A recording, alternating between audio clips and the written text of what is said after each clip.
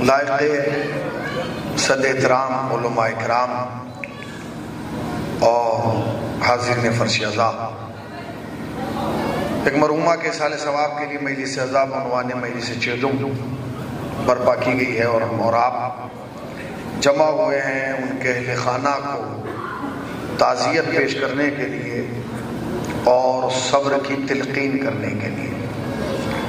یہی قانون حیات ہے اور یہی اصول زندگی کہ جب ہمارے درمیان سے کوئی مومن یا مومنہ اس دار فانی کو چھوڑ کر اس عالم بقا میں قدم رکھتا ہے تو ہم اس کے ایصال ثواب کے لیے مجلس حسین برپا کرتے ہیں۔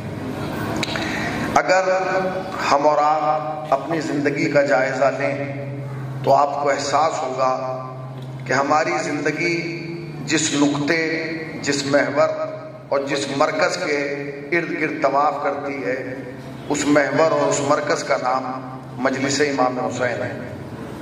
ہماری اور آپ کی زندگی میں مجلس کے علاوہ دین فہمی کا کوئی آسان طریقہ نظر نہیں آتا۔ اس مجلس پر ہمارا یقین اتنا ہے، چونکہ جن خاندانوں میں، جن گھرانوں میں اور جن والدین کے یہاں اللہ نے ہمیں بھیجا ہے، انہوں نے ہمیں یہ سکھایا ہے کہ اس مجلس پر اتنا یقین رکھنا کہ اگر گھر میں غربت ہوتی ہے تو مجلس ہوتی ہے، دولت آ جائے تو مجلس ہوتی ہے، جوان کا جنازہ نکلے تو مجلس ہے، جوان کی بارات جائے تو مجلس ہے۔ اس مجلس پر ہمیں اتنا یقین ہے کہ اگر گھر نہیں ہے تو گھر پانے کے لیے مجلس ہے، اور اگر حسین نے گھر دے دیا ہے تو شکرانے کے طور پہ مجلس ہے۔ یعنی ہر طرف سے، ہر رخ سے، ہر اینگل سے آپ جہاں بھی دیکھیں گے آپ کو ہر طرف سے مجلس کا کوئی نہ کوئی رنگ نظر آئے گا۔ مگر میرا آپ سے ایک سوال یہ ہے کہ کیا اگر آپ سے سوال کیا جائے تو کیا آپ اس کا جواب بغیر سوچے دے سکتے ہیں کہ یہ جو مہینہ پچھلا گزرا ہے، آج سے 30 دن کے اندر جو گزر چکے ہیں، کوئی بتائے گا کہ آپ نے کتنی مجلسیں سنی ہیں؟ کوئی کہے گا جی 2، کوئی کہے گا 4، کوئی کہے گا 5، وہ بھی کنفرم نہیں ہے کہ کس نے کتنی سنی ہے۔ کیونکہ ہم جب سنتے ہیں تو یہ اندازہ نہیں لگاتے کہ کتنا سن رہے ہیں۔ ہم جب سنتے ہیں تو ہمیں یہ اندازہ نہیں ہوتا ہے کہ ہم کتنا سن رہے ہیں۔ اور اگر یہ کہا جائے کہ 6 مہینے میں ہم نے کتنی مجلسیں سنی تو اس کا تو جواب دینا ناممکن ہے۔ اور اگر اسی کی مدت اور بڑھا دی جائے اور یہ سوال کیا جائے کہ ہم نے پچھلے 1 سال میں کتنی مجلسیں سنی ہیں تو شاید اس کا تو جواب کوئی دے ہی نہیں سکتا۔ اور یہ سوال کرنے کا مقصد کیا ہے؟ آپ اپنی پڑھنے آئے، پڑھ کے چلے جائیے، ہم سے کیوں پوچھ رہے ہیں کہ ہم نے کتنی سنی ہے؟ ہم نے 1 سنی ہو یا 1000 سنی ہو، آپ پہ کیا فرق پڑتا ہے؟ فرق پڑتا ہے، فرق اس لیے پڑتا ہے کہ اگر ذمہ دار والدین اپنے بچے کے روشن مستقبل کے لیے کوئی ٹیوشن لگاتے ہیں تو درمیان میں یہ چیک کرتے ہیں کہ بچہ روز جا رہا ہے، تبدیلی آ رہی ہے کہ نہیں آ رہی ہے۔ آپ کے سننے پہ سلام ہے۔ ذمہ دار والدین اگر اپنے بچے کے روشن مستقبل کے لیے ٹیوشن لگاتے ہیں، ٹیوٹر لگاتے ہیں، تو وہ چیک کرتے ہیں کہ آیا ہمارا بچہ جا رہا ہے، آ رہا ہے، اس کے اندر تبدیلی آ رہی ہے کہ نہیں، بدلاؤ آ رہا ہے کہ نہیں، چینجنگ آ رہی ہے کہ نہیں، اس کی فکر بدلی کہ نہیں، اس کا شعور بیدار ہوا کہ نہیں، اس کے کردار میں بلندی پیدا ہوئی کہ نہیں۔ تو سوال تو یہی پیدا ہوتا ہے کہ آپ اپنے بچے کو 1 مہینہ بھیجتے ہیں تو اس کے اندر چینجنگ چاہتے ہیں۔ یہ قوم برسوں سے فرش عزا پہ آ رہی ہے، آخر اس کی تبدیلی کیوں نہیں، اس کے اندر بدلاؤ کیوں نہیں آ رہا؟ کیوں نہیں آ رہا؟ اس لیے کیونکہ جب ہم آتے ہیں تو ہمارا مقصد پہلے ہی کچھ اور ہوتا ہے۔ جب ہم گھر سے چلتے ہیں تو مقصد یہ نہیں ہوتا کہ ہم حسین کی مجلس میں جا رہے ہیں، وہاں مقصد یہ ہوتا ہے فلاں کی مجلس میں جا رہے ہیں، فلاں کے ابا کی مجلس ہے، فلاں کے دادا کی مجلس ہے، فلاں کے نانا کی مجلس ہے، فلاں کے خالو کی مجلس ہے۔ خدا کی قسم جب تک یہ سوچ کے آتے رہو گے کہ فلاں کی مجلس ہے، جیسے آؤ گے ویسے ہی چلے جاؤ گے۔ جس دن یہ نیت کر کے آئے کہ حسین کی مجلس میں جا رہے ہیں،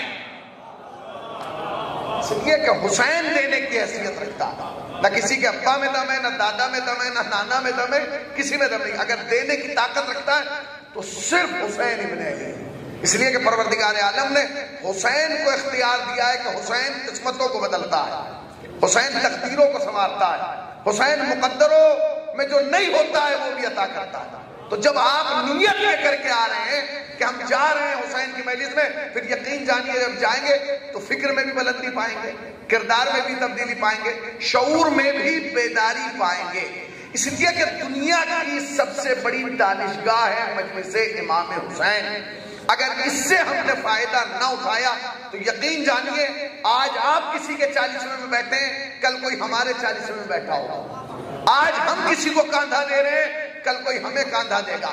آج ہم کسی کے سال ثواب کے لیے آئے، کل کوئی ہمارے سال ثواب کے لیے آئے۔ یہ چین چل رہی ہے، ایک انسان دوسرے انسان کو دھکیل رہا ہے۔ اسی لیے کہا گیا کہ جب قبرستان میں جاؤ تو یہ کہہ کے سلام کرو، اے قبروں میں سونے والوں تم پر سلام ہے، بس فرق اتنا ہے کہ تم پہلے آ گئے ہو، ہمیں بعد میں آنا ہے۔ تو جانا سب کو ہی ہے، مگر یہ طے کرنا ہے کہ ہمیں جانا کیسے آیا، ہمیں جانا۔ جس آیت کریمہ کو میں نے تلاوت کیا اس مجمع کے اندر، ایک بھی فرد بشر ایسا نہیں ہے جو اس کا آیت کریمہ کا حافظ نہ ہو۔ کون ایسا ہے جو اس کا حافظ نہیں؟ آدھی آیت میں پڑھتا ہوں، آدھی آپ پڑھتی ہیں۔ بسم اللہ الرحمن الرحیم، انا للہ، زور سے بولے، میں ممبر کو اونچا سنتا ہوں، انا للہ راجعون، سب کو یاد ہے۔ اور نہ جانے کتنی ہزار مرتبہ آپ نے اسے پڑھا ہو، کتنی ہزار مرتبہ آپ نے اس کی تلاوت کیا، آپ کو خود نہیں پتا۔ مگر اس کے اندر نقطہ یہ ہے مولانا کہ یہ وہ واحد آیت ہے قرآن کی جو آپ کو والدین نے یاد نہیں کرائی، اماں نے یاد نہیں کرائی، وہ ماں جس نے سب کچھ یاد کرایا اس نے یہ آیت یاد نہیں کرائی، وہ مولانا جس نے پوری دینیات یاد کرا دی اس نے بھی آپ کو یاد نہیں کرایا۔ کمال یہ ہے، اور اس آیت کا اللہ نے مطالبہ بھی نہیں کیا کہ نماز صبح میں آنا تو اس آیت کو پڑھنا، نماز ظہرین میں آنا تو اس آیت کو پڑھنا، نماز مغربین میں آنا تو اس آیت کو پڑھنا، نماز عیدین میں آنا تو اس آیت کو پڑھنا، نماز جمعہ کے لیے آنا تو اس آیت کو پڑھنا۔ کمال یہ ہے، نہ آپ سے مطالبہ کیا گیا ہے نہ آپ کو یاد کرائی گئی، پھر بھی آپ کو یاد آ گیا۔ کیوں یاد ہوگی؟ اس کا مطلب یہ کہ یہ یاد جو کرائی ہے یہ اسلامک سماج نے یاد کرائی ہے، جو اسلامی معاشرہ جس میں ہم اور آپ زندگی گزارے یہ اس نے یاد کرائی ہے۔ اور اسلام نے کہا ہے کہ جب تمہارا سے جدا ہو جائے تو اس کے جانے کا افسوس اور غم اپنے الفاظ میں نہیں کرنا بلکہ کہنا انا للہ و انا الیہ راجعون۔ آپ نے یاد کر لیا، آپ نے یہ آیت یاد کر۔ اب اس کے دو لفظ انا للہ و انا الیہ راجعون، ہم اللہ کی جانب سے آئے ہیں اور ہمیں واپس اللہ ہی کی جانب جانا ہے۔ کمال یہ کہ پروردگار عالم نے خالی جانے کا تذکرہ نہیں کیا، پہلے آنے کا کیا، اور کیا پہلے خدا نے آنے کا تذکرہ کیا۔ اگر وہ چاہتا تو یہ بھی کہہ سکتا تھا کہ تم سب کو اللہ کی جانب پلٹ کے جانا ہے، لفظ پلٹنا استعمال کیا، تم اللہ کی جانب سے آئے ہو اور تمہیں واپس اللہ ہی کی جانب۔ ایک صلوات پڑھیں۔ توجہ فرمائیے، کیا کہا؟ انا للہ، ہم اللہ کے لیے، اللہ کی جانب سے آئے، وَإِنَّا إِلَيْهِ رَاجِعُونَ، اور تمہیں پلٹنا بھی کس کی طرف ہے؟ لفظ استعمال کیا گیا پلٹنا۔ کیا استعمال کیا؟ یہ نہیں کہا جانا ہے، کہا ہے پلٹنا۔ اگر باشعور آدمی ہو نا تو اس ترجمے سے اندازہ لگا لے کہ اس کی حقیقت کیا ہے۔ ہمیں پلٹنا ہے۔ اب میں آپ سے ایک سوال کر رہا ہوں تب آپ اس ترجمے کی حقیقت کو سمجھیں گے۔ آپ مجلس میں آئے ہیں یا پلٹ کے آئے ہیں؟ بھائی مجلس میں آئے ہیں پلٹ کے آئے ہیں؟ کہ جی مجلس میں آئے پلٹ کے واپس گھر جائیں گے۔ اس کا مطلب یہ کہ پلٹتا ادھر ہے جدھر سے آئے۔ پہنچے آپ بھائی، اس لفظ کی گہرائی کو سمجھیے گا۔ کیا کہا؟ ہم پلٹیں گے کس کی طرف؟ اپنے گھر کی طرف، اپنے خوابگاہ کی طرف، اپنی منزل کی طرف۔ اللہ نے کہا تم پلٹ کے میری طرف آؤ گے۔ اس کا مطلب کیا ہے؟ تمہاری بازگشت، تمہاری واپسی کس طرف ہے؟ جہاں سے تم گئے ہو۔ اچھا ٹھیک ہے، ہم اللہ کی جانب سے آئے اور ہمیں واپس اسی کی جانب پلٹنا ہے۔ اسی کی جانب کیا ہے؟ برگشت ہے، واپسی ہے۔ پلٹنا کس کی طرف ہے؟ خدا کی طرف ہے۔ سب کو جانا ہے، سب کو جانا ہے، مگر یہ طے کرنا ہوگا کہ جانا کیسے ہے۔ طے یہ کرنا ہے کہ تمہیں جانا کیسے ہے۔ اگر میں ابھی یہ کہوں ممبر سے کہ فرشتہ یہاں آ کے کہنے لگے کہ کتنے لوگ ایسے ہیں جو اس مجمع میں سے ابھی خدا کی طرف جانے کے لیے تیار ہیں، ایک بھی نہیں ملے گا۔ ایک بھی اس مجمع کے اندر آدمی ایسا نہیں ہوگا جو ہاتھ اٹھا کے کہتے ہیں ہاں جی میں تیار ہوں چلو مجھے لے کے۔ ہر آدمی کہے گا ٹائم چاہیے. ٹائم کیوں چاہیے؟ کیوں؟ کیونکہ اس کی تیاری مکمل نہیں ہے. اس کی تیاری نہیں ہے. اس کو بیچارے کو یہ نہیں پتا کہ مجھے کب جانا ہے. وہ کہہ رہا واپس چلو، نہیں جائیں گے. ہمیں ٹائم چاہیے. کتنا ٹائم چاہیے؟ 1 مہینے کا، 2 مہینے کا. چلیے خدا سے 2 مہینے کا ٹائم دلا دیتے ہیں. کیا 2 مہینے میں آپ تیاری مکمل کر لیں گے؟ وہ انسان جو 60 سال میں تیاری مکمل نہیں کر سکا، تمہارے سننے پہ سلام ہے. 7 دن میں کیسے مکمل کر سکتا ہے؟ کر لے گا. نہیں بھائی ابھی کیسے کریں گے؟ اس لیے کہ ایک بھی اس مجمع کے اندر آدمی ایسا نہیں ہوگا جس کا کام کمپلیٹ ہو. کمپلیٹ کیوں نہیں ہے؟ جس کے بچے چھوٹے ہیں وہ اس چکر میں کہ جوان ہو جائے، جس کے جوان ہیں وہ اس چکر میں کہ شادی ہو جائے، جس کی شادی ہو گئی ہے وہ اس چکر میں کہ پوتے کا منہ دیکھ لوں. یعنی ہر انسان کہیں نہ کہیں رکا ہوا ہے. اب میں ایک ڈاکٹر کا جملہ آپ کو سنا رہا ہوں. ڈاکٹر علی شریعتی، شیعت میں ایک بہت بڑا نامور گزرا ہے. وہ کہتا ہے انسان موت سے اپنی وجہ سے نہیں ڈرتا، اپنوں کی وجہ سے ڈرتا ہے. اے خدا کے واسطے ذرا توجہ دیں. انسان موت سے اپنی وجہ سے نہیں ڈرتا، اپنوں کی وجہ سے ڈرتا ہے. وہ کبھی یہ نہیں سوچتا کہ میں مر گیا تو کیا ہوگا. وہ زندگی بھر یہ سوچتا ہے میں مر گیا میرے باپ کا کیا ہوگا، میں مر گیا میری بیوی کا کیا ہوگا، میں مر گیا میرے دوستوں کا کیا ہوگا، میں مر گیا میری زوجہ کا کیا ہوگا، میں مر گیا میرے کاروبار کا کیا ہوگا، میں مر گیا میری شہرت کا کیا ہوگا. بس یہی تمہاری سب سے بڑی بھول ہے. کبھی یہ مت سوچنا کہ تم مر گئے تو فلاں کا کیا ہوگا.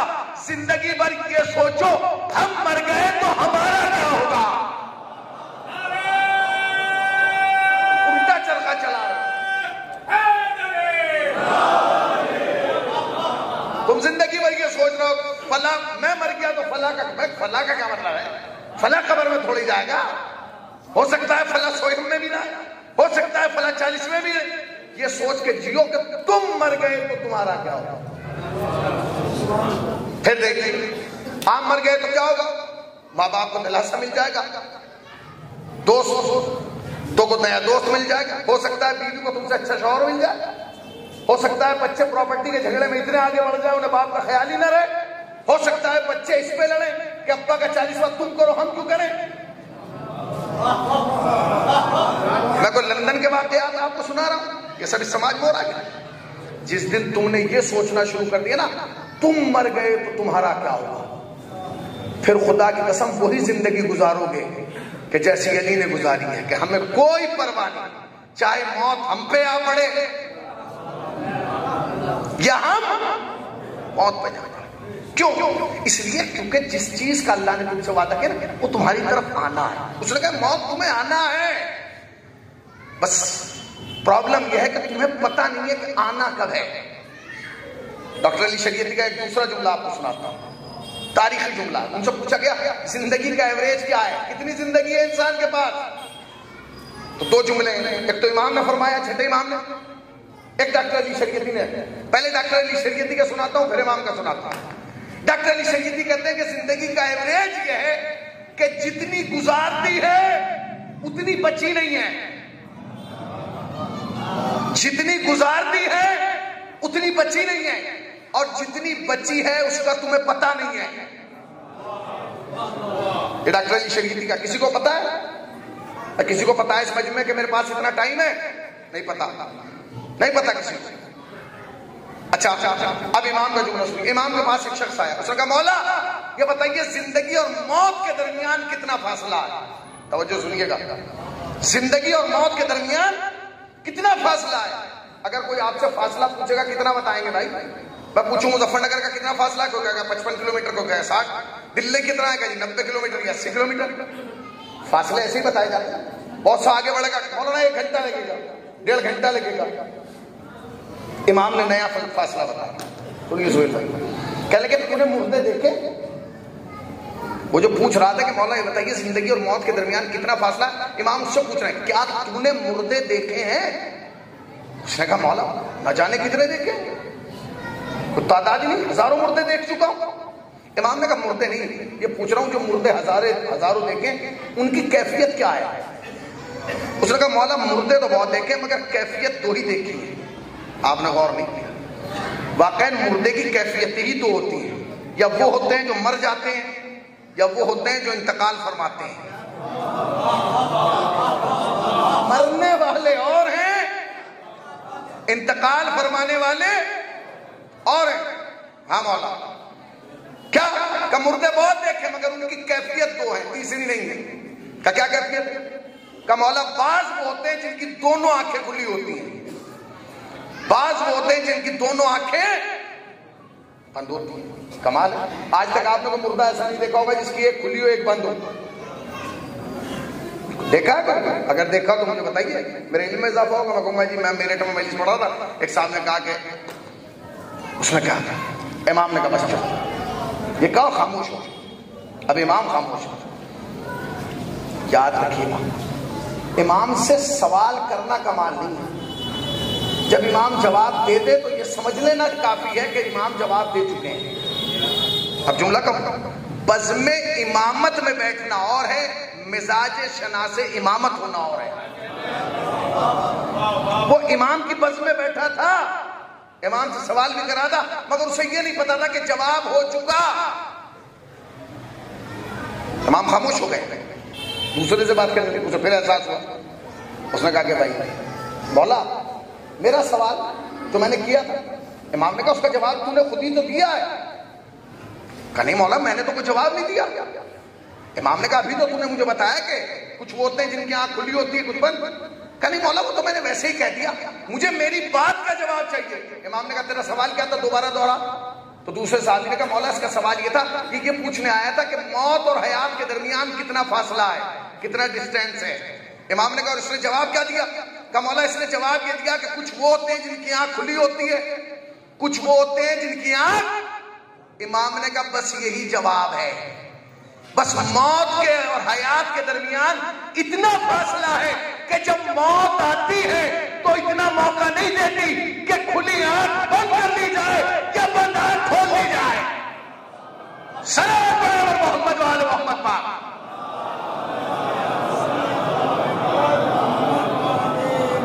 جب موت آتی ہے تو اتنی مہلت نہیں دیتی کہ کھلی آنکھ بند کر لی جائے یا بند آنکھ کھول لی جائے۔ حرام کریں۔ اب ہمارے یہاں دیکھیں اگر کسی کو موت آ جاتی ہے تو ہمارے یہاں وہ کلمات جو اسلام میں کفر کے دائرے تک چلے جاتے ہیں نا، وہ ہمارے یہاں کہے جاتے ہیں۔ کوئی مر گیا جی بہت بڑا ظلم ہو گیا، خدا ظالم ہے خدا ظالم، بولو بھائی خدا ظالم ہے۔ چلو جی دھوکے سے موت آ گئی، دھوکے سے، دھوکہ ہم ایک دوسرے کو دے رہے ہیں، بھائی بھائی کو، پڑوسی، رشتہ داروں میں، خاندانوں میں۔ اللہ کیوں دھوکہ دے گا؟ اللہ دھوکہ دیتا ہے؟ دھوکہ کون دیتا ہے؟ یاد رکھیے گا، دھوکہ وہ دیتا ہے جسے یہ امید ہو کہ یہ چانس دوبارہ نہیں ملے گا۔ ہمیشہ دھوکہ وہ دیتا ہے کہ جس کو یہ امید ہو کہ اب یہ چانس مجھے دوبارہ، خدا کے پاس چانس کے بعد چانس ہے، روز چانس ہے، ڈیلی چانس ہے، اس کا چانس کبھی ختم نہیں ہوگا۔ تو دھوکہ تو وہ دے رہا ہے جسے یہ امید ہو کہ اب ہمیں چانس نہیں ملے گا، ابھی لے لو بس، پتہ نہیں اس کے بعد موقع ملے۔ خدا کے پاس ہمیشہ موقع ہے۔ امام کا وہ جملہ دعائے کمیل کا کہ تیری حکومت سے کوئی فرار نہیں کر سکتا، تیرے حدود سے کوئی باہر نہیں نکل سکتا، تیری قدرت سے کسی کو فرار ممکن نہیں۔ مولانا پھر موت اچانک کیوں آ جاتی ہے؟ آتی کیوں؟ موت جب آتی ہے تو پہلے بتاتی ہے کہ میں آنے والی ہوں، تم تیار ہو جاؤ۔ سب کو پتا تھا، یہ جتنے یہاں بیٹھے ہیں مجمع میں مجھ سمیت ہر آدمی کو یہ پتا ہے کہ میں موت کے کتنے قریب بیٹھا ہوں۔ یہ اور بات کہ وہ اپنی آنکھ بند کر لیتا ہے، جیسے کبوتر بلی کو دیکھ کے آنکھ بند کر لیتا ہے، وہ سمجھتا ہے میں بچ گیا۔ نہیں، موت قریب ہے اور ہر آدمی کو پتا ہے۔ جتنے یہاں بیٹھے ہیں ایک بھی آدمی ایسا نہیں ہے جسے یہ نہیں پتا کہ موت میرے کتنے قریب ہے، مگر ہر آدمی آنکھیں بند کیے بیٹھا ہے اور پھر مر گیا تو یہ دھوکہ ہو گیا۔ دھوکہ ہوگا نہیں دینا۔ میں آپ کو بتاؤں تاریخ نبوت میں بہت بڑا نبی ہے، اس کا نام ہے جناب یعقوب۔ کون نہیں جانتا بھائی جناب یوسف کے بارے میں؟ جناب یعقوب بیٹھے ہوئے سامنے سے ملک الموت کا گزر ہوا۔ امام فرماتے ہیں ایک دن میں ایک گھر میں 6 مرتبہ ملک الموت آتا ہے۔ ایک دن میں ایک گھر میں 6 مرتبہ ملک الموت آ رہا، 6 مرتبہ آپ کے گھر میں، 6 مرتبہ میرے گھر میں، 6 مرتبہ ان کے گھر میں. کمال یہ کہ جب وہ آتا ہے تو اس وقت تمہیں یہ نہیں پتا ہوتا کہ اس وقت ملک الموت گھر میں ہے. اس کا احسان ہے، ہر گھر میں آ رہا ہے ملک الموت، 5 آ رہا. ملک الموت کا گزر ہوا، جناب یعقوب کی پیشانی پہ پسینے آ گئے. ملک الموت کو پہچانتے تھے کہ ملک الموت ہے، ہم اور آپ بھی تو نہیں جانتے ملک الموت کو، مگر جب ملک الموت کو جناب یعقوب نے دیکھا تو پسینے آ گئے. وہ سمجھ گیا کہ مجھے دیکھ کے گھبرا گیا. کہہ رہے ہیں کہ گھبرائیے نہیں، میں تو بغل والے گھر میں آیا تھا. جناب یعقوب کے سانس میں سانس آئی تھی، جا رہا، چلنے لگا. اب جو چلنے لگا نہ جانے اسے کیا خیال ہے، درمیان سے لوٹ کے آیا، اور جہاں جناب یعقوب بیٹھے تھے قریب آ کے کہنے لگا حضور میرے لائق کو خدمت ہو تو بتائیں. اب جناب یعقوب نے چاروں طرف دیکھا اور دیکھ کے سمجھ گئے کہ اگر میں نے اس کو خدمت کے لیے کہہ دیا تو جس کی خدمت یہ کر دیتا ہے پھر وہ خدمت کے لائق، پھر لوگ اس کی خدمت کرتے ہیں. کوئی نہلائے گا، کوئی اٹھائے گا، کوئی بٹھائے گا، کوئی لٹائے گا، کوئی کفنائے گا، کوئی دفنائے گا. خدمت تو سب کی کرے گا ملک الموت. نمبر کی بات کہا کہ ٹھیک ہے کوئی بات نہیں، کوئی خدمت نہیں، جاؤ. چلا گیا. میں تھوڑی دور چلا تھا، میں جانا جناب یعقوب کو کیا خیال کریں گے، واپس آؤ. اس نے کہا ٹھیک ہے، واپس آ گیا. جی فرمائیے کیا کہہ رہے تھے تم؟ حضور میں کہہ رہا تھا میرے لائق کو خدمت ہو. علوہ بھائی تو بتائیے. کہنے لگا ہاں خدمت ہے. وہ خدمت ہوئی تھی جو سب کے دلوں میں. کیا کہ مجھ سے وعدہ کرو کہ جب میری موت کا وقت قریب آئے گا 10 دن پہلے آ کے بتا دو کہ میں مرنے والا ہوں. 10 دن پہلے آ کے مجھے بتا دو کہ میں مرنے والا ہوں. اس نے کہا حضور ڈیوٹی بہت سخت ہے، ایک دن میں کئی بستیاں، کئی گاؤں، کئی شہر جانا پڑتا ہے، مشکل ہے. مگر ہاں میں وعدہ کرتا ہوں میں آؤں نہ آؤں مگر میں اپنا نمائندہ بھیج دوں گا، وہ آپ کو آ کے بتائے گا کہ میں آنے والا ہوں. جناب یعقوب نے کہا ٹھیک ہے کوئی بات نہیں، چلے جاؤ. چلا گیا. اب جناب یعقوب کی زندگی دیکھیے. سورہ یوسف، جناب یوسف کا بھائیوں کے ساتھ شکار پہ جانا، بھائیوں کا کنویں میں ڈالنا، کنویں سے نکالنا، بازار مصر میں آ کے دکھنا، عزیز مصر کا دل آنا، اس کے بعد جو ہے وہ دامن کا پھٹنا، زندان میں جانا، خواب کا نظر آنا، تعبیر. کتنی لمبی زندگی جناب یوسف اور جناب یعقوب نے پائی. یہ سارا واقعہ گزر کے ایک دن جناب یعقوب بیٹھے سامنے سے پھر وہی ملک الموت گزرا. اب جو سامنے سے آ رہا ہے تو اب یعقوب کو پسینے نہیں آ رہے. کیوں؟ کیونکہ پہلے ڈیل ہو چکی ہے، وعدہ ہو چکا ہے. اب پسینے نہیں آ رہے. مسکرائے اور مسکرا کہنے لگے اچھا اس کا مطلب یہ تم آ گئے ہو، اس کا مطلب یہ کہ میرا وقت قریب آ گیا. اس نے کہا قریب نہیں آیا، وقت ختم ہو گیا. کیا ہو گیا؟ وقت. زور سے بولیں، آپ سے زیادہ زور سے یہ بول رہی ہیں. صلوات پڑھیں پر محمد والے.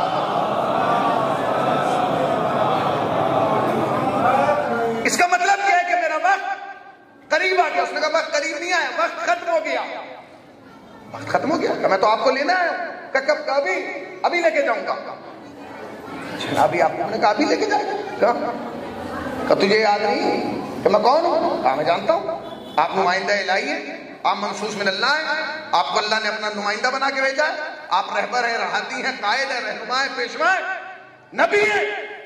کہ اس کے بعد بھی مجھ سے چالاکی. میں چالاکی کیا؟ کہ جب تم مجھ سے وعدہ کر کے گئے تھے کہ ایک مرتبہ 10 دن پہلے آ کے بتا دو گے تو اب کیسے آ گئے بغیر بتا؟ اس نے کہا حضور آپ نے پوری بات نہیں سنی تھی. میں نے کہا تھا یا میں آؤں گا اور اگر میں نہ آ سکا تو اپنا نمائندہ بھیج دوں گا.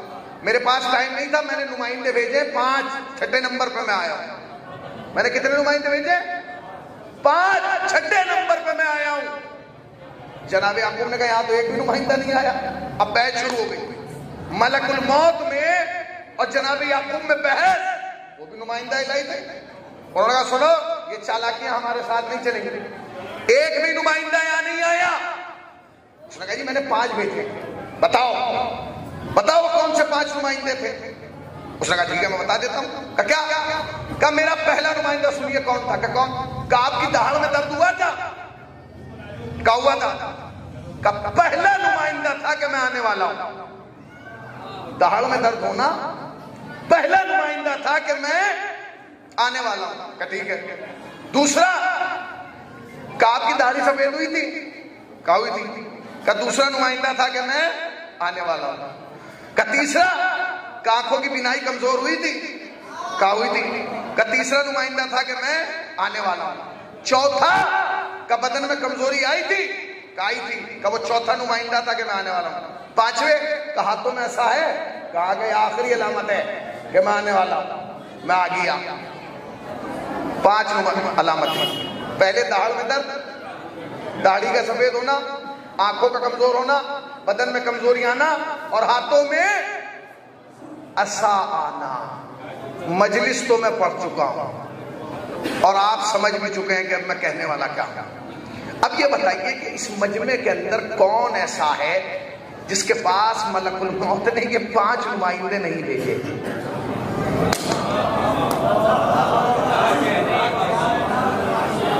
آپ کے 5 پورے ہو گئے؟ ہر آدمی کو پتا ہے کہ میں کس منزل پہ بیٹھا ہوں۔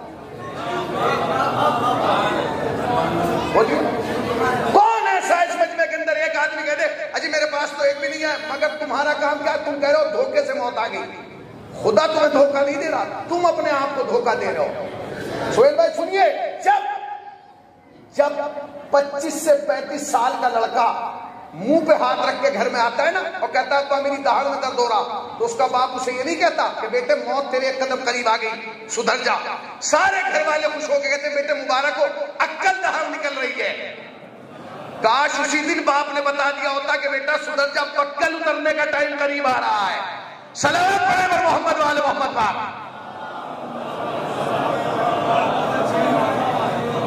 کون ایسا ہے اس مجمع کے اندر جسے یہ نہیں پتا کہ میری داڑھ میں درد ہوا ہے؟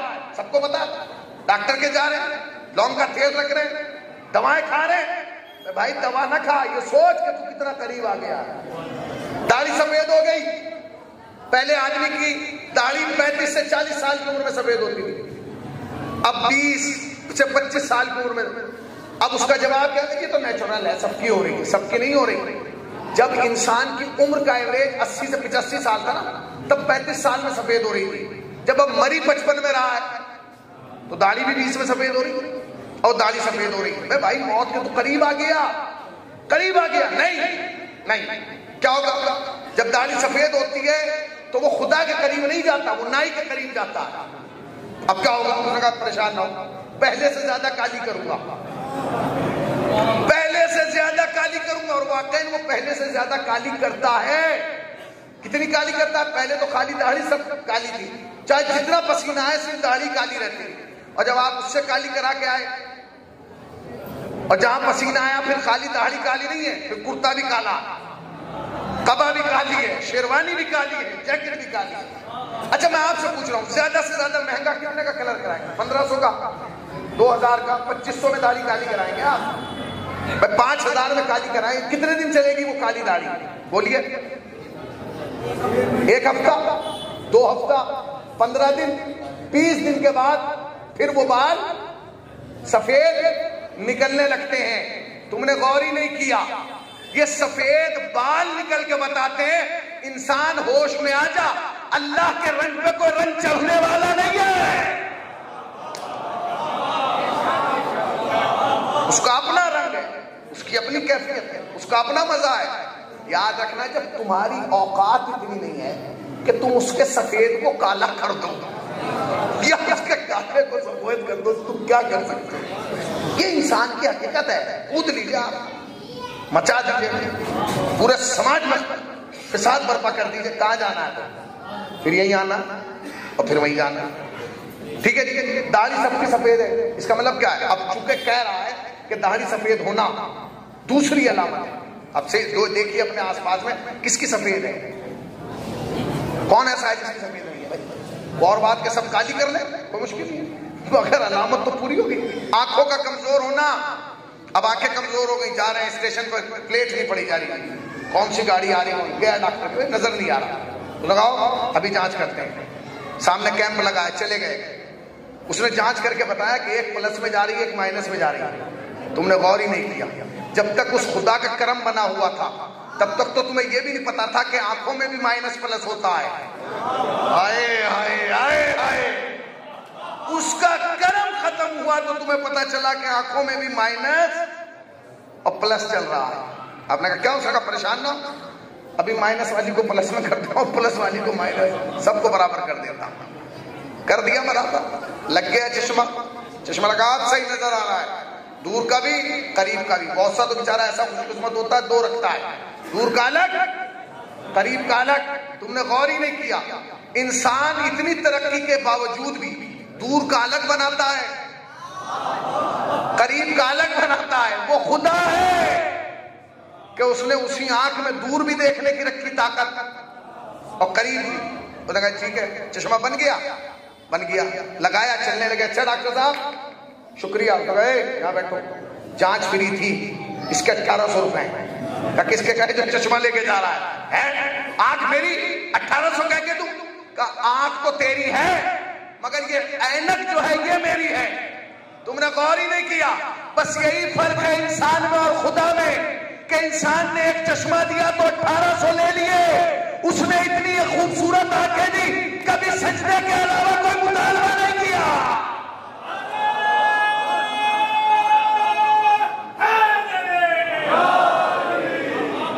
کبھی سجدے کے علاوہ اس نے کچھ مانگا.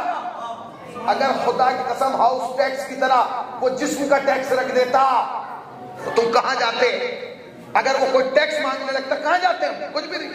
اب آیا بدن کی کمزوری, چلیے بدن کی کمزوری آ گئی, پھر ڈاکٹر کے پاس پہنچ گئے. اس نے کہا لے لیے, ابھی 4 بوتلیں چڑھاتا ہوں, طاقت جوان ہو گئے. کئی دن چلی وہ جوانی, کئی دن رہی وہ طاقت. 1 ہفتے کے بعد پھر وہیں آ گئے جیسے غبارے سے ہوا نکل گئی. اور 5ویں علامت تک تو کوئی پہنچ ہی نہیں رہا. پرانے دور میں جب آپ 10-15 سال کے پہلے جائیں گے دلبر بھائی, حسین بھائی, تو لوگ گاؤں میں عصا لے کے چلتے تھے. اب عصے والے بوڑھے نظر نہیں آئیں گے. ہم انہیں اس وقت اپنے لیے بوجھ سمجھتے تھے, وہ بوجھ نہیں تھے, وہ علامت تھی کہ 5ویں علامت تک ہم ہیں. اب تو کوئی عصے والا نظر ہی نہیں آ رہا. اس کا مطلب کیا ہے؟ اس کا مطلب کیا ہے کہ آدمی چوتھے سے جا رہا. تو میری آپ سے گزارش یہ ہے کہ کسی کے چکر میں نہ رہیں. کبھی تو زندگی بہت ہے. اپنے کو شیشے میں دیکھیں اور خود اندازہ لگا لیں کہ میں کہاں کھڑا ہوں. اس لیے کہ ملک الموت سے اچھا فارمولہ کوئی اور تمہیں دے نہیں سکتا. موت قریب ہے, قریب سے قریب تر ہے. قرآن کہہ رہا ہے انا للہ و انا الیہ راجعون. تم اللہ کی جانب سے آئے ہو, تمہیں اللہ ہی کی جانب جانا ہے. بس تمہیں طے یہ کرنا ہے کہ تمہیں جانا کیسے ہے. ایسے ہی جانا ہے جیسے بیٹھے ہو؟ نہیں, تمہیں ویسے جانا ہے جیسے خدا چاہتا ہے, جیسے رسول چاہتے ہیں, جیسے اہل بیت چاہتے ہیں, جیسے ائمہ چاہتے ہیں, جیسے وہ چاہتا ہے جس نے تمہیں بھیجا ہے. پروردگار کیسے چاہتا ہے؟ کیسے آئے؟ دیندار بن کے آئے, مذہبی بن کے آئے. یہ تو بڑا سخت کام ہے. اس نے کہا اگر دیندار بھی نہ بن کے آنا تو بس ویسے آ جانا جیسا بھیجا ہے. پروردگار کیسا بھیجا ہے؟ کہ جب تو اس دنیا میں گیا تو شاید دیندار نہ تھا مگر بغیر غیبت کا تھا, گناہگار نہیں تھا, حسد کا مادہ تیرے اندر نہیں تھا, غیبت کا مادہ تیرے اندر نہیں تھا. جب تو واپس میری بارگاہ میں آنا تو کوشش کرنا کہ حسد لے کے نہ آنا, غیبت کر کے نہ آنا, عناد کر کے نہ آنا, دشمنیاں لے کے نہ آنا. عزیزان گرامی یاد رکھیے گا, ایک بات کہہ کے اپنی بات تمام کر رہا ہوں, نماز کا وقت قریب ہے. یاد رکھیے گا, آپ لوگوں کے بارے میں سوچنا بند کر دیں, آپ اپنے بارے میں سوچیں. بس زندگی کے, اگر آپ اس زندگی کو انجوائے کرنا چاہتے ہیں, اس زندگی کا مزہ لینا چاہتے ہیں, اس زندگی کا لطف لینا چاہتے ہیں جو خدا نے آپ کو دی ہے, صرف اپنے بارے میں سوچیں. اگر دوسرے کے بارے میں سوچنا ہے تو اتنا سوچیں کہ یہ غریب ہے, اس کی میں مدد کر دوں, یہ بھوکا ہے, اسے میں کھانا کھلا دوں, یہ بے لباس ہے, اسے میں لباس دلا دوں. یہاں تک سوچ رہے ہیں تو ٹھیک ہے. اور اگر آپ دوسرے کے بارے میں یہ سوچنے لگے کہ اس نے کوٹھی کہاں سے بنا دی, اس نے گاڑی کہاں سے خرید لی, اس نے اتنا ترقی کہاں سے کر لی, آپ یقین جانیں جو کچھ آپ کے پاس ہے اس میں کمی ہو سکتی ہے, اضافہ نہیں ہو سکتا. آپ اپنے بارے میں سوچئے صرف, اور زندگی کو محسوس کیجئے, جیئے. اس لیے کہ بہت لمبی زندگی نہیں ہے, بہت مختصر زندگی ہے. آخری بات کہہ کے اپنی مجلس کو تمام کروں. جوانوں سے 2 باتیں کہوں گا. پہلی بات یہ کہ دنیا میں سب سے قیمتی شے کا نام ہے وقت. بس وقت، وہ کسی بھی چیز کے لیے ہو وقت کا ہونا ضروری ہے. آپ کے پاس اچھی صحت ہے، اگر وقت نہ ہو تو صحت بیکار. آپ کے پاس بہت تجربہ ہے، وقت نہ ہو تو تجربہ بیکار. تو اس وقت کو بے وجہ خرچ نہ کیجیے گا، اس کی وجہ بنائیے، اس کے ایک ایک لمحے کو صرف کیجیے. اس لیے کہ جب زندگی بے وجہ وقت صرف کرتی ہے تو شیطان بنتا ہے، جب زندگی اصولوں کے ساتھ گزاری جاتی ہے تو انسان خمینی بنتا ہے. دوسری بات یہ کہ اپنے والدین کا احترام کیجیے. بس زندگی کی ساری ترقیاں آپ کے قدم چومیں گے. یاد رکھنا، ڈگری ترقی نہیں دلاتی، والدین کی اطاعت ترقی دلاتی ہے. آپ نے دلی میں ڈگری ہولڈر کو اس آٹو چلاتے ہوئے دیکھا ہوگا، مگر بہت سے بلڈر کو، جاہل کو بلڈنگیں بناتے دیکھا ہوگا. وہ ڈگری کے بعد وہاں کیوں رہ گیا؟ یہ جاہل ہو کے یہاں کیوں آ گیا؟ پتہ چلا وہ ڈگری کے غرور میں والدین کو بھولتا چلا گیا اور یہ والدین کی اطاعت میں سر جھکاتا چلا گیا. تمہارے رزق کی وسعت تمہارے ہاتھ میں ہے. جس کو جتنا رزق بڑھانا، اجی نہیں میں نے فلاں مولانا سے تعویذ لیا رزق نہیں بڑھ رہا. اگر تعویذ سے رزق بڑھتا پہلے مولوی صاحب کا نہ بڑھتا؟ اگر تعویذ سے رزق بڑھتا پہلے کس کا بڑھتا؟ مولوی صاحب کا بڑھتا. مولوی صاحب کا اپنا رزق بڑھ نہیں رہا ہے، تمہیں تعویذ پہ تعویذ دے رہا ہے. یہ نہانے کا، یہ دھونے کا، یہ گلے میں ڈالنے کا، یہ تکیے کے نیچے کا. جو تعویذ دے رہا ہے وہ خود تعویذ نہیں پہنتا. کیا ہے؟ والدین. میں ایک بات کہہ کے اپنی بات تمام کروں. امام، چھٹے امام کے پاس ایک شخص آئے، اس نے کہا مولا 5 منٹ. امام کے پاس آیا، آگے کہنے لگا مولا میرے رزق میں کمی ہو رہی ہے، میرے یہ دعا کرتے ہیں. امام ہے، امام نے دعا کی، پروردگار اس کے رزق میں وسعت دے دے. امام کی دعا کی قبول ہونا چاہیے تھی، نہیں. 2-3 مہینے کے بعد پھر آیا، مولا حالات اور خراب ہو گئے. امام نے کہا پھر دعا کر دیتا ہوں. پھر دعا کی اور بدتر، پہلے سے بھی زیادہ. پھر آیا مولا، اب تیسری مرتبہ کہنا گھر کا سامان بکنے لگا، دعا کر. امام نے پھر دعا کی، مگر جب تیسری مرتبہ دعا کی تو امام نے اس سے جملہ کہا. وہ جملہ امام نے اس سے نہیں کہا، جوانوں تم سے کہا ہے. جو جوان بیٹھے نا ان سے کہا. امام نے کہا سن، اگر تیرا رزق اس نے بند کیا ہوتا تو میری دعا سے کھل جاتا. اللہ اکبر، اللہ اکبر. اگر تیرا رزق اس نے بند کیا ہوتا تو میری دعا سے کھل جاتا. تیرا رزق تو نے خود بند کیا. اس نے کہا مولا میں اپنا رزق کیوں بند کروں گا؟ تو نے خود بند کیا. کہا نہیں. کہ اگر تیرا رزق اس نے بند کیا ہوتا تو کھل جاتا. تیرا رزق تو نے خود بند کیا. کہ کیسے؟ کہ بتا کہ تو نے اپنے والدین سے کتنے دن سے بات نہیں کی؟ کہ 1 سال ہو گیا. کہ رزق بند ہوئے کتنا دن ہو گیا؟ کہ 1 سال ہو گیا. کہ جب والدین کو راضی کر لیں. اور کہ جب لفظ ماں آتا ہے تو انسان کا کلیجہ ہلنے لگتا ہے، اور جب ماں کا تذکرہ آتا ہے تو بے ساختہ مرحوم رضا سیسوی کے وہ مطلع یاد آتا ہے کہ موت کی آغوش میں جب تھک کے سو جاتی ہے ماں، تب کہیں جا کر رضا تھوڑا سکون پاتی ہے. جب ہماری والدہ کا انتقال ہوا 2009 میں تو وہ آئے، انہوں نے یہی کلام پڑھا. جب پڑھ کے بیٹھ گئے تو میں نے ان سے جملہ کہا تھا کہ چچا یہ مطلع میں جو ماں ہے نا یہ ہماری ماں ہے، یہ آپ کی ماں ہے، یہ اس بچے کی ماں ہے، یہ ہماری ماں ہے جو مطلع میں تذکرہ کیا گیا. کہیں گے میں سمجھا نہیں. میں نے کہا جو آپ کہہ رہے ہیں موت کی آغوش میں جب تھک کے سو جاتی ہے ماں تب کہیں جا کر رضا تھوڑا سکون پاتی ہے ماں، یہ جو قبر میں جا کے تھوڑا سکون پاتی ہے تو ہماری ماں ہے. ایک ماں وہ ہے جسے قبر میں بھی سکون نہیں ملا. مولا تمہیں کوئی غم نہ لے. وہ جانتے ہو کس کی ماں ہے؟ وہ حسین کی ماں ہے. وہ ماں ہے کہ جس کی قبر میں جب حسین آئے تو قبر ہلنے لگی. حسین نے قبر پہ ہاتھ رکھ کے کہا اماں لہو لہان چمن دیکھنے چلو. زینب کے بازوؤں میں رسن دیکھنے چلو. قبر زہرا کو زلزلہ آیا، اے میرے لال تو جہاں جہاں جائے گا تیری ماں وہاں وہاں جائے گا. جو ماہ رجب ہے یہ جو گزر رہا ہے اس میں بہت ساری تاریخیں ہیں، بہت اہم تاریخیں ہیں. امام کی ولادت بھی ہے، امام کی شہادت بھی ہے، اس میں فتح خیبر بھی ہے، اس میں جناب ابو طالب کی وفات بھی ہے، اور اسی میں امام موسی کاظم کی بھی شہادت ہے۔ ابھی سہیل بھائی نے بتایا کہ یہاں سوسائٹی میں جو ہے آج رات میں ایک مجلس ہے جو امام موسی کاظم سے منسوب ہے، غریب امام ہے، مظلوم امام ہے۔ کوشش کیجئے گا کوئی مومن ایسا نہ ہو جو آج کے اس تابوت کو کاندھا نہ دے، اس لیے کہ تمہارا یہ وہ امام ہے جس کا جنازہ مزدوروں سے اٹھوایا گیا ہے۔ جائیے گا، مولانا اسد یاور صاحب کو اللہ اس مجلس کو خطاب فرمائیں گے، زیادہ سے زیادہ تعداد میں جائیے گا۔ اسیر بغداد کے عنوان سے مجلس رکھی گئی ہے، جائیے گا، اس لیے کہ ساتواں امام بڑا مظلوم ہے۔ میں مسائل تو ماں کے پڑھنا چاہتا تھا، مگر میں چاہتا ہوں 2 جملے ساتویں امام کے حوالے سے کہہ دوں تاکہ تمہیں پتہ تو چلے ساتواں امام کتنا مظلوم تھا۔ تمہارا امام یہ کہہ کے سلام کرتا ہے، کہتا ہے سلام ہو اس پر جس کی پنڈلیوں کا گوشت زنجیریں کھا گئی۔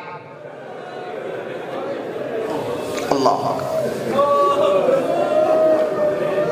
اللہ اکبر۔ امام کا جنازہ بغداد کے پل پر رکھا گیا تھا، بغداد کے پل پر رکھا گیا، مزدوروں نے رکھا، مگر جب امام آئے تو کیفیت کیا تھی؟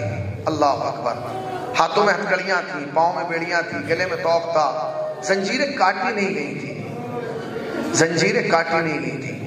وہ قید خانے کا عالم یہ تھا، اللہ اکبر، وہ ایسا قید خانہ تھا، ایسا قید خانہ تھا کہ جس کی اونچائی اتنی تھی کہ امام سر اٹھا کے کھڑے نہیں ہو سکتے تھے، اور اس کی چوڑائی اتنی تھی کہ امام پاؤں پھیلا کے لیٹ نہیں سکتے تھے، اور تاریخ کہتی ہے کہ اس کی دیواروں میں میخیں لگائی گئی تھی، جب امام لیٹنا چاہتے تھے وہ کیلے چبھنے لگتے تھے، امام تڑپ جاتے تھے۔ اللہ اکبر۔ یہ امام کی عنوان سے مجلس سے جائیے گا ضرور۔ لو زیزو ماں، 2 جملے سن لیجئے تاکہ مجلس تمام ہو جائے۔ ماں کیسا حساس وقت ہے۔ جس ماں نے وعدہ کیا تھا نا کہ میں لال تیرے ساتھ ساتھ رہوں گی، اس ماں نے ایک وعدے کو کیسے پورا کیا وہ سن لیجئے۔ ایک صحابی ہے کربلا میں جس کا نام ہے ہلال ابن نافع، وہ امام سے وصیت کرتا ہے، امام میری خواہش یہ کہ آپ کی آنکھوں سے میں کربلا دیکھنا چاہتا ہوں، ابھی کوئی شہید نہیں ہوا، ابھی شب عاشور ہے۔ امام نے اس کا ہاتھ پکڑا اور لے جا کے ایک جگہ دکھائی، ہلال یہ وہ جگہ ہے جہاں میرا اکبر گرے گا، ہلال یہ وہ جگہ ہے میں جہاں میرے اصغر کے تیر لگے گا، ہلال یہ وہ جگہ ہے جہاں میرے قاسم کا لاشا پامال ہوگا، ہلال یہ وہ جگہ ہے۔ ہلال دیکھتا جا رہا ہے، اچانک امام ایک نشیب اترنے لگے، آواز دی ہلال رک جا، ہلال رک گیا، امام آگے تنہا بڑھ گئے، ہلال کھڑا رہا۔ چند لمحے کے بعد جب امام وہاں سے پلٹے تو کیفیت عجیب تھی، سر پہ امامہ نہ تھا، گریبان چاک تھا، سر میں خاک تھی، آستینیں چڑھی ہوئی تھی۔ جب وہ امام واپس آئے تو ہلال نے پوچھا مولا یہ کیا کیفیت ہو گئی؟ مولا یہ کون سی جگہ تھی جو آپ نے مجھے دیکھنے نہیں دی؟ کہا ہلال یہ تیرے امام کی قتل گاہ ہے، یہ وہ جگہ ہے جہاں مجھے قتل کیا جائے گا۔